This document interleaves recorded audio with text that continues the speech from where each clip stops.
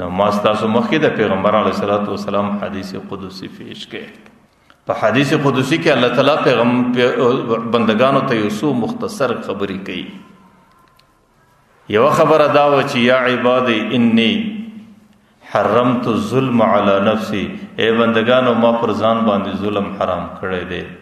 وجعلت بینکم محرما، ستاسو په مابین کې ما ظلم حرام ګرځولی دی.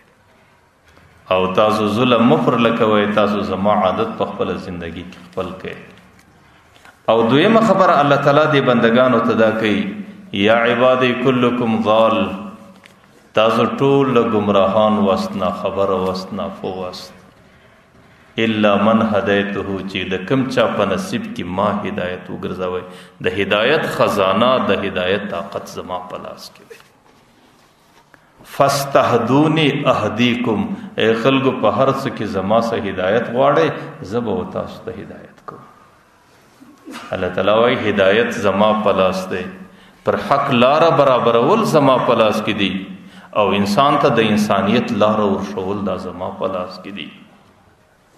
او موږ همیشه دا وایي اهدنا الصراط المستقیم، دا زموږ د ټوله دین خلاصه ده چې الله موږ ته د هدایت لار راوښیي. بس او موږ د الله تعالی سره په سوره فاتحه کې چې په لمانځه کې سوره فاتحه وایي، همیشه د الله تعالی سره دا کلام هم کوو چې کله بنده وایي الحمدلله رب العالمین، الله تعالی د هغې مخ ته ورته ولاړ دی. الله تعالی ورته حمدنی عبدی، دی بنده زما حمد ووایه.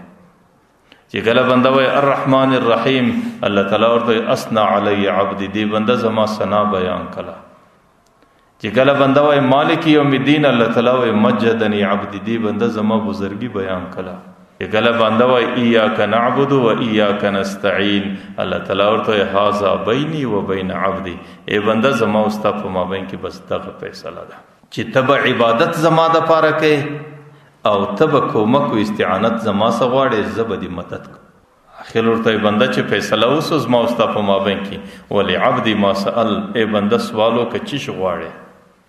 نو پیغمبر علیه الصلاۃ والسلام وایي بنده اول سوال دا کوي چې اهدنا الصراط المستقیم، یا الله ماته د برابرې لارې هدایت وکړه. برابره لار کومه ده؟ صراط الذین انعمت علیهم، یا الله د هغه خلکو لاره وښیه چې کوم خلکو باندې تا نعمتونه کړي، چې هغې ته د نبوت ورکړی دی، هغې ته د شهادت ورکړی دی، هغه د صالحین او نیک بندگان جوړ کړي دي. الذین انعمت علیهم، چې پر کوم چا تا نعمتونه کړي دي، د هغه خلکو لار راوښیه. نو ځکه بنده به همیشه د هدایت غوښتنه د الله تعالی څخه کوي. تاسو لیدلی دي زموږ او ستاسو معاشره ده، فلار غریب ډېر ځله خپل وس توان د بچانو د هدایت لپاره صرف کړي، لیکن چې د پلار د بچی متعلق کوم هدایت زړه غواړي، بچی پر هغه هدایت نسی برابر. او ډیر ځله بیا پلار دومره په غفلت کې زندگی تیری چې هغې په بچانو باندې خبر نه دی چې بچان څه کوي، لیکن الله تعالی بچان پر داسې هدایت باندې برابر کړي لکه هغې چې ټوله زندگی د بچانو د هدایت دپاره وقف کړي. ځکه هدایت د الله تعالی فلاس کې دی، او چې کوم چاته هدایت کی الله تعالی هغې ته هدایت کوونکی دی، او چې کوم څوک د هدایت څخه خالی پرېږدي هغې بیا پر هدایت باندې هېڅوک نشي برابرولی. ځکه پیغمبر علیه الصلاۃ والسلام به همیشه خاص دا دعا غوښتله اهدنا الصراط المستقیم، یا الله موږ ته هدایت وکړه.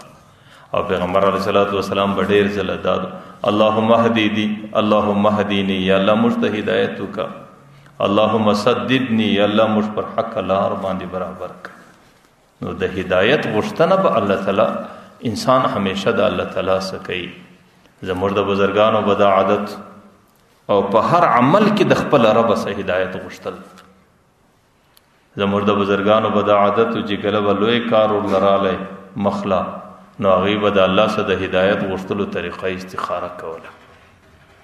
2 رکعات لمونځ به یې ماخستن وکړي، او د هغې څخه وروسته به یې د الله تعالی څخه د خیر طلب کوئ، او چې کله به د استخارې دعا وغوښتله، نو د هغې څخه وروسته به الله تعالی هغه د خیر هدایت ورته کوئ چې ستا دپاره دغه لار د خیر ده.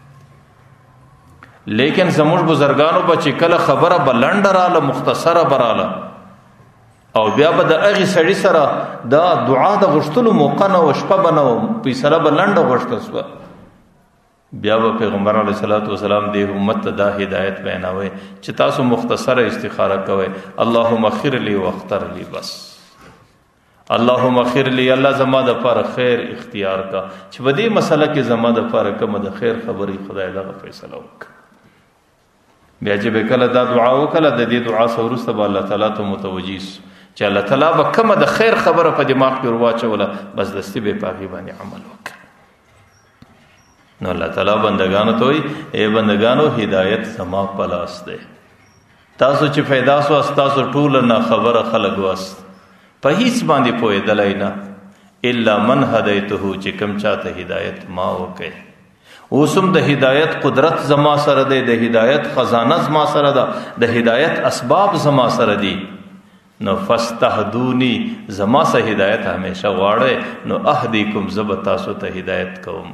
چې هر مسله رااله، هر خبر رااله، د زندګۍ هر فیصله رااله، د زندګۍ هر مشکل رااله، انسان زندگی دا د مشکلاتو داستان دی، پر انسان باندې ډیر حالات راځي، په هر حالت کې د خپل رب سره هدایت غوښتل، د خپل رب سره لارښوونه غوښتل او د خپل رب سره راهنمایي غوښتل، بیا به الله تعالی په هغه مسله کې د انسان لپاره بهترین راهنمایي کوي.